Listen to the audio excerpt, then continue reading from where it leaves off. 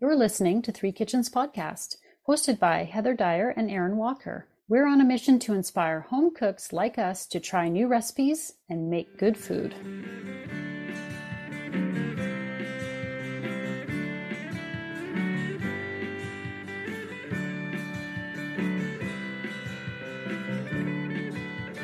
Hello and welcome to today's episode of Three Kitchens Podcast. In your left ear, you've got Heather Dyer coming at you from the dials. Hi, Heather. From the dials. Hello. And in your right ear, Erin Walker. You get both of us. So I think this is a while ago. Heather shared with me that she was at the superstore and that she bought this marvelous mug for herself for $1.64 and it had an H on it. And then I went shopping a few days later at the superstore and I walked past the shelf and it had, and I'm not kidding you, I should have taken a picture of it. It had all the mugs, like the one that Heather bought, and it only had two mug types. One shelf was full of H's and one shelf was full of E's. Oh, and I was like, oh my God, I have to buy this mug now.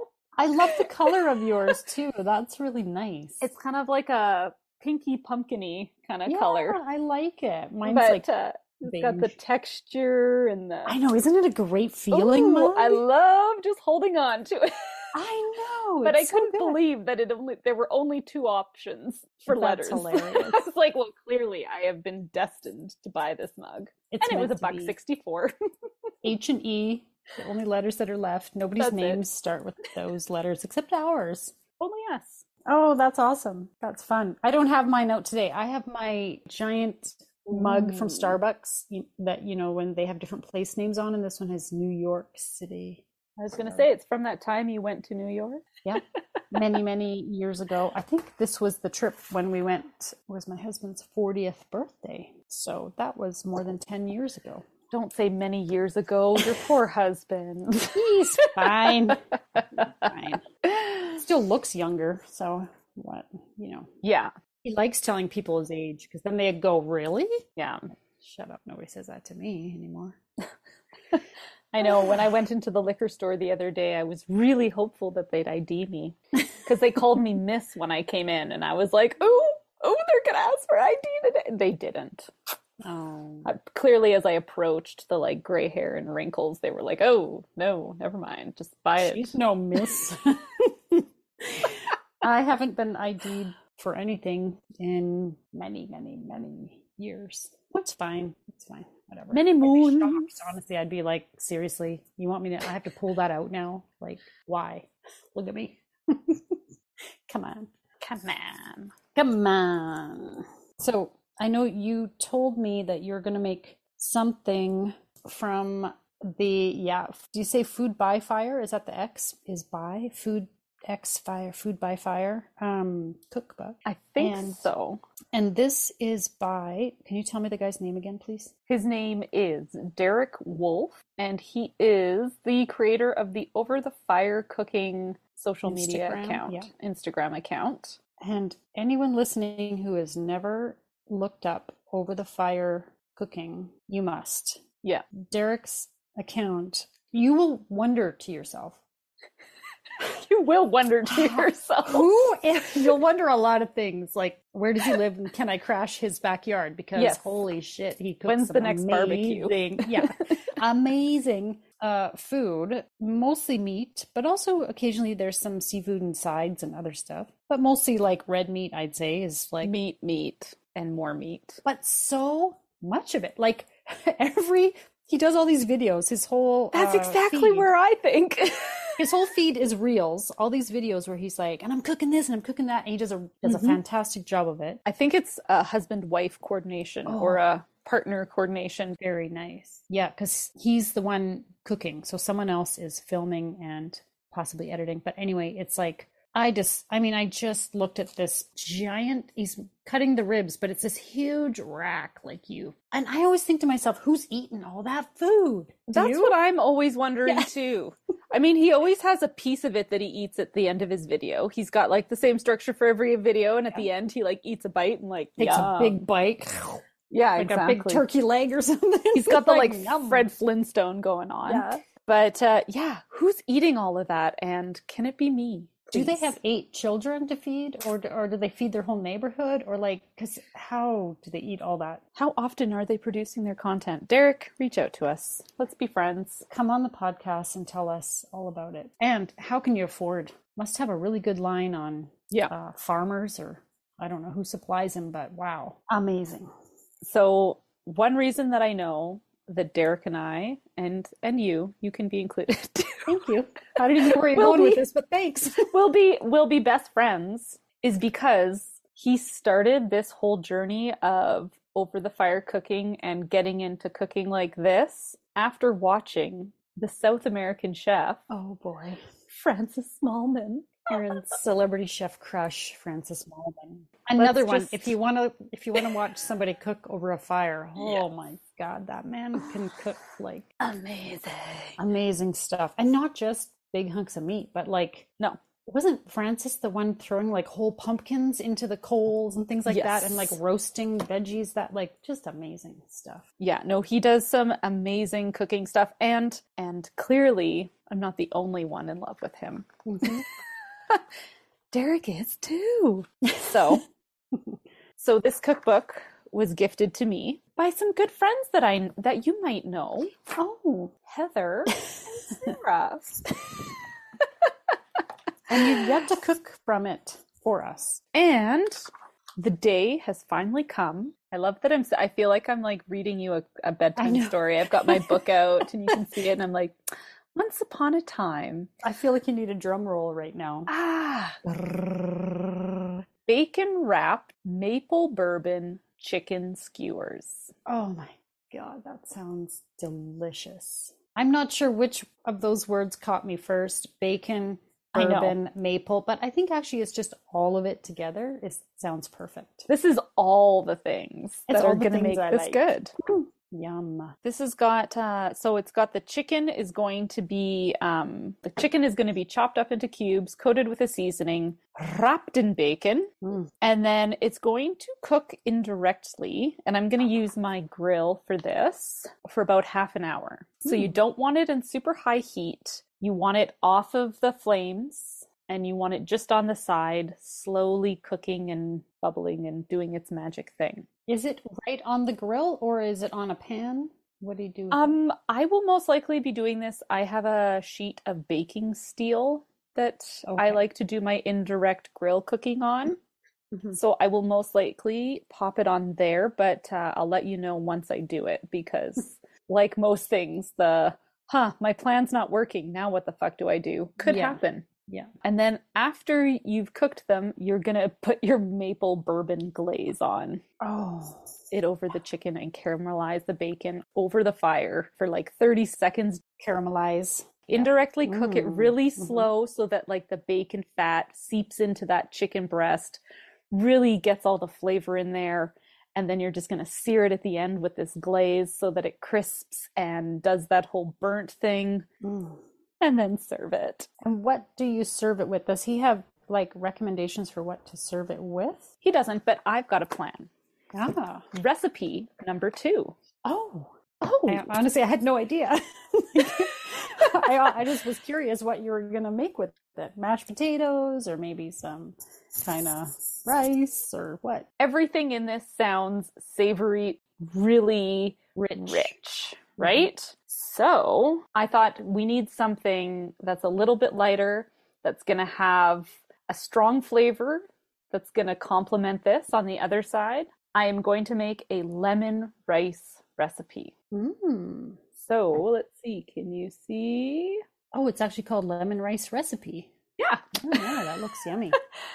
So it's going to have a really strong lemony, hopefully acidic flavor that's going to cut that rich, fatty, bacony thing going on. Oh, are you using salted lemons in that rice, or am I just like... Oh, I have barely looked at that rice recipe. Apart from I think I have everything. Every time we talk about something with lemon, I'm like, salted lemon? Yeah. Sometimes I like to use it in addition to... So like this calls for 3 tablespoons of lemon juice. So I might do some of the salted lemon liquid and lemon juice as well. Or replace the salt that would otherwise be in the recipe with a bit of the lemon salt. Yeah. So you can use the salted lemon in a few different ways. Every which way. Yeah, I think this will be fun. I'm looking forward to this. So, and then honestly, I think I might just keep this same, the maple bourbon glaze that they're talking about and put it with some carrots and roast them too. Oh, yum. That sounds good. Because I think I love those flavors with carrots as well. Mm-hmm. So. Oh, this sounds delicious. The grilling season is all the time in my house. Well, I was just going to say grilling season. There's no such thing because we're hardy people here in Canada. Yes. We don't let our long freaking winters stop us from barbecuing. So no. In my backyard, I know you have a little light above on the side of your house. Yes, I do. Down where your barbecue is, but mine is in the dark. There's a motion sensor light that points kind of the other direction toward into the yard.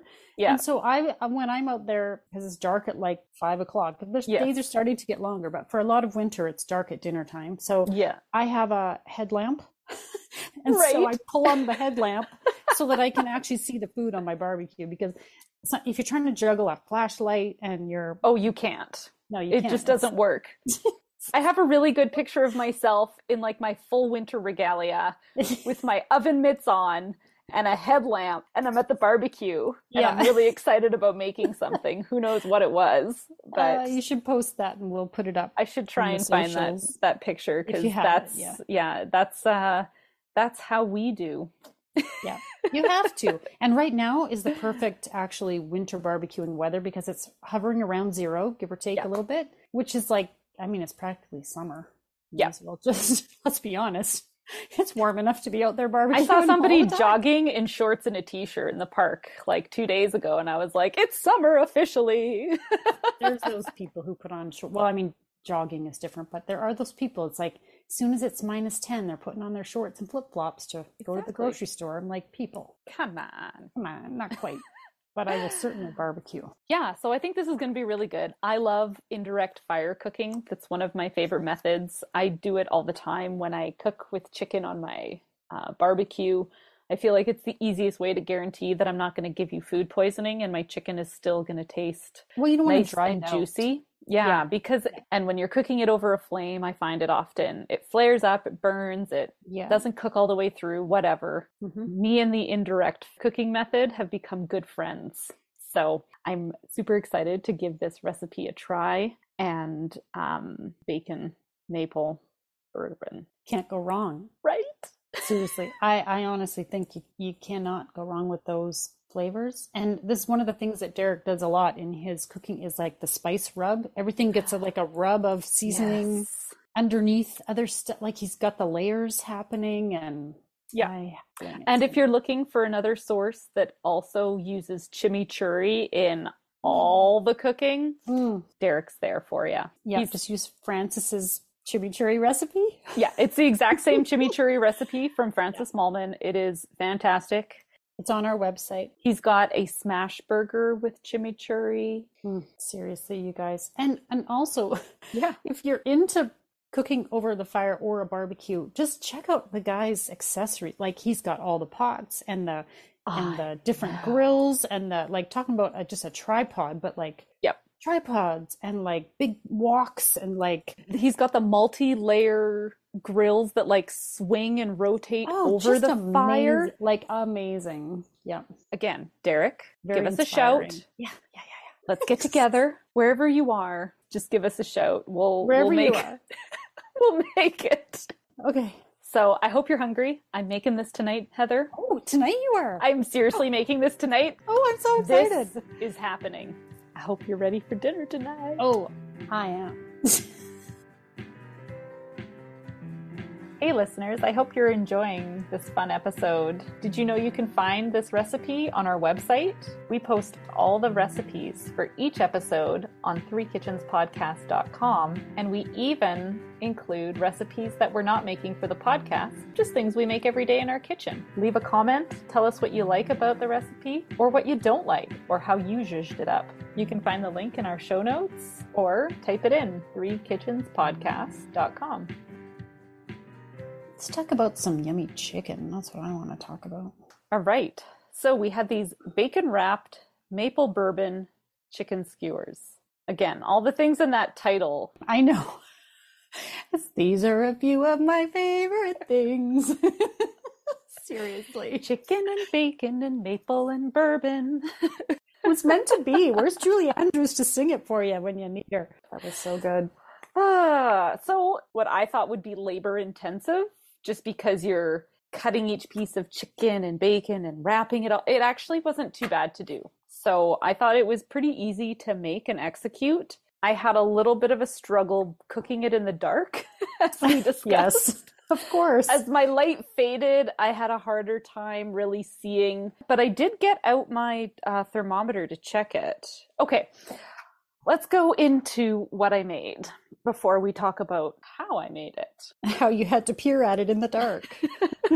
The joys of winter barbecuing. Exactly. It's not going to hold me back, though. Nope. So I had 3 chicken breasts that I chopped up for this. I think it made about 30 pieces of meat. And then there was a seasoning that went on the meat before it went and got wrapped up. So the seasoning was brown sugar, paprika, onion powder, salt, pepper, and cinnamon. Popped it in there, mixed it around, and then let it sit for a little bit in the fridge while I got all my bacon. So the strips were kind of cut in half lengthwise and in half again. So Okay. each piece of bacon actually was able to wrap 4 of these pieces of chicken, which was that's good. pretty convenient. Mm-hmm. So again, I just wrapped up each little cube and stuck it onto my skewers. I would say if you don't have like a thick, and even the skewers I use aren't very flat, like they're just like a long, thin metal skewer. If you're going to do this on round wooden skewers, I would say put 2 through because they start to spin. Oh, yeah. And I know in his picture, he has this nice thick skewer that's like a sword. small sword that he's got them. I've seen his videos with those. Yeah. I'm like, look at that. It's like a barbecue sword. It is. It is really cool. And I think it's totally functional. So if you're going to do this with like a thinner skewer like I had, or even the wooden ones, I would suggest putting 2 through so that you can kind of keep them when you're turning them on the barbecue. It does make it hard when the items on your skewers spin around. I find that with vegetables too because I use a metal skewer as well. Yeah. And they tend to spin around. Yeah. Yeah. It didn't make it easy. Anyway, I popped these on my barbecue. I had my steel on one side of my barbecue and then my burner on the other. It definitely was a little bit cooler in my barbecue than I wanted it to be. So I had to cook them for a little bit longer to get that internal temperature up. I think the chicken would have been juicier if I would have done a better job in maintaining that temperature because it dipped down kind of below 300 quite a few times. And every time I opened it up to spin them or turn them, like I lost all my heat. Anyway, a few little complications. It recommended for about 35 minutes, but I believe I did closer to about 40. And then at the end, you move them off the indirect side and right over top of the flame. And that's when you start basting them with the maple bourbon sauce that you've made. And then flipping them in just 2 to 3 minutes on each side, getting it kind of crispy and constantly basting it. Finish those up. So I would say not super difficult to make. What's in that bourbon sauce? Maple bourbon sauce. The maple bourbon sauce. Okay, so if you've watched Derek's videos, he has this fantastic little tiny, it's almost like a little pot that he makes all of his sauces in that's cast iron. What does he call it? A basting skillet. Oh, yeah. I do not have one of these, but I think it's I think maybe you need one. To be purchased. Next birthday or something. Mother's Day is coming up. Mother's Day is coming up. There we go. I want a basting skillet. Anyway, so I did this all on my stovetop instead. For the glaze, it was a 1/4 cup of bourbon. I used my Tennessee whiskey in this because according to me, it's close enough to the same. And you want to just reduce that by half. And then you add in a 1/4 cup of maple syrup and 2 tablespoons of unsalted butter. And that's it. Slap that over your skewers as they're sitting on that heat. And like, because bourbon is flammable, you want to be a little bit careful when you do this.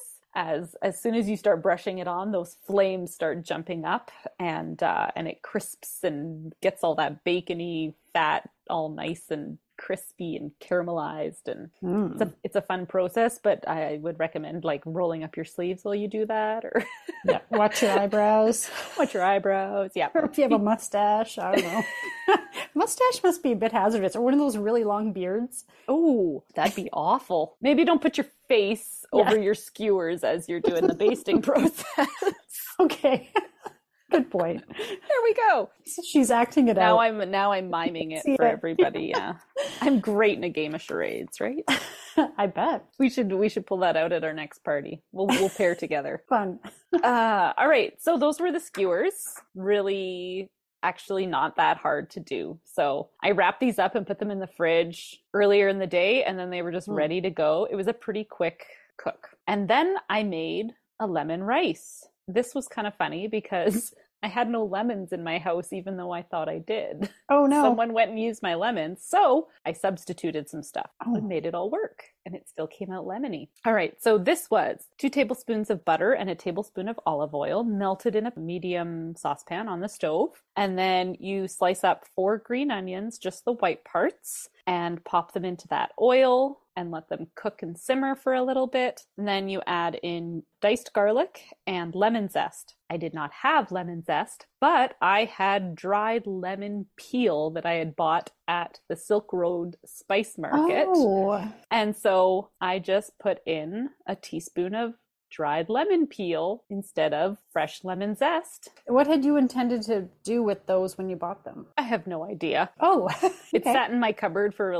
it's a problem I have, right? Cool. Ooh, this sounds interesting. I'm going to buy it. And then I was like, oh man, I don't have lemon zest. Oh, but I do have lemon peel somewhere. So they're like little granules of lemon peel that you can rehydrate. I just tossed it in the oil and was like, you know what? It'll rehydrate as I cook this rice and all the flavor will come out then, was what I hoped. And I think it worked. Interesting. Yeah. So then after you've got your garlic and lemon zest, you add in your long grain rice, turmeric powder, and salt and pepper, and fry that up. And so that turmeric is not a lot, but I think it's what gives it the bright yellowy color. And then you're supposed to cook the rice in a cup of vegetable broth and a cup of half and half. Oh, interesting. But I was like, you know what? Heather's not a big fan of the milk. So I thought instead I'll use coconut milk because that'll work with all these flavors. And I don't have vegetable broth. I have homemade chicken broth. I changed those 2 things up in this. And then the juice of 1 lemon. I prefer fresh lemon juice, but I've always got a backup. So if you had a lemon, you would have just zested it and then juiced it and put it in here. Instead, I used my dried lemon peels and the juice from the bottle. So turn up the heat, bring it to a boil. Once it does, you reduce the heat, pop on the lid and let it simmer. It says for 20 minutes or until all your liquid has been absorbed. Remove from heat, fluff with a fork, and serve. I was kind of excited because when I removed this from the pan into the dish, the bottom had started to crisp a little bit, kind of like that Iranian rice that Samin is always talking about. Yes. And so I was like, ooh, there's little crispy bits at the bottom. So I felt kind of like I had won the rice game because I got that little bit of crisp on the bottom. A little bit of crisp, but not, oh no, I burned my rice, which is not what you want. It is an extremely fine line that I never seem to get right. Either my rice is still a little bit damp and there's no crisp, or I've completely singed it to the bottom and I have to clean my pot after. Oh, sucks. So I felt like, yay, I won the rice game on this one, and just sprinkled this with some green onions on top from the ones that I had chopped up. That was it. And then I said I was going to roast carrots, and I was like, no, I'm not turning on my oven and my barbecued and my stove. I was like, I gotta, whoa. So I just steamed up some carrots and added in a little butter with them and some of this mapley bourbon sauce. And that was dinner. You sound like it was just so simple. Well, that was dinner. Comments, feedback, thoughts, suggestions. First of all, I feel like I'm kind of winning a bit of a lottery here for a couple of reasons, but one of them being, I think I'm getting Sarah's portion now, which I love because that was like a nice big dinner. And I didn't share it. My family ate something else. They were having ham, which I don't like. Oh, that was the perfect day. Yeah, I make it for them every so often because they really love it and I don't. They have their ham and their honey mustard and they get all into it. And I'm like, yeah. So anyway, I was like, no, you don't get any of this.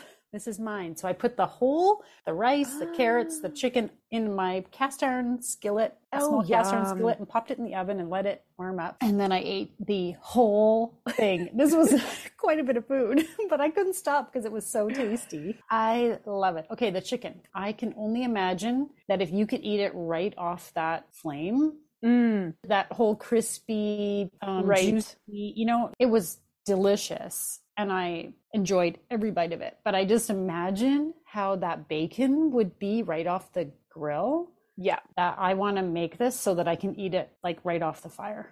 Right. Plus, I want to make it just because it was stinking good. But the spice, I was just waiting to hear what was in that spice because I couldn't quite pinpoint it. And so I was a bit surprised to hear about the cinnamon. And I think that was the thing that I couldn't place when I was eating it. Really interesting. I felt like I could have gone for less pepper. I feel like there was too much pepper and that's all I tasted. I felt like I wanted to taste more of the cinnamon. And when I write this up, I'm going to reduce the amount of pepper going forward just because I think a tablespoon of pepper was too much. I would have gone down to like a third of that. I think I'd do just a teaspoon of pepper. Yeah, that's why I couldn't. I was like, there's something else in here, but I can't place it because it was a bit over. Too much pepper. Over pepper. But still, really, I liked that it had that spice in addition to the bacon, which I think it all just worked so well together. And then of course the sauce, so good. I like that sweetness with everything. I mean, anytime you have maple and bacon, you can't go wrong. And just throwing whiskey in there too, like I sang earlier, it was so delicious. And the rice, I never would have guessed that you didn't have a lemon in your house. I faked it and I made it. I thought for sure there was lemon zest in there. Yeah. So now I'm tempted to like make a trip down to Silk Road Spice and get some of this dried lemon peel to have on hand because how convenient is that? And I didn't even have salted lemons. This was the other thing. I had no salted lemons. The fresh lemons were gone. Who's eating up your fresh lemons? Possibly I used it and just didn't remember because that's probably a really... Hey, that can happen. I've been buying lemons by the bag because I've been using them more. And it could have been the situation where it was like, I think I have more lemons in the fridge because I've bought in a large quantity. And then I open up that crisper and I'm like, ain't no more lemons. I do the same thing. I buy them like in a bag. And then sometimes it'll happen. I'll be like, I thought I had lemons. And my husband will be like, well, there was one like mushy one in the back that I tossed out. I'm like, I didn't realize that. It looked good on one side, but then I picked it up and it was like, Yeah. Okay, so the rice, I absolutely want to make that. That was delicious. And I love that it was cooked with the broth and the coconut milk. Who doesn't love that coconut flavor in their rice? Yeah, I love coconutty rice anyways. So I think I'll try this with the half and half next time I make it.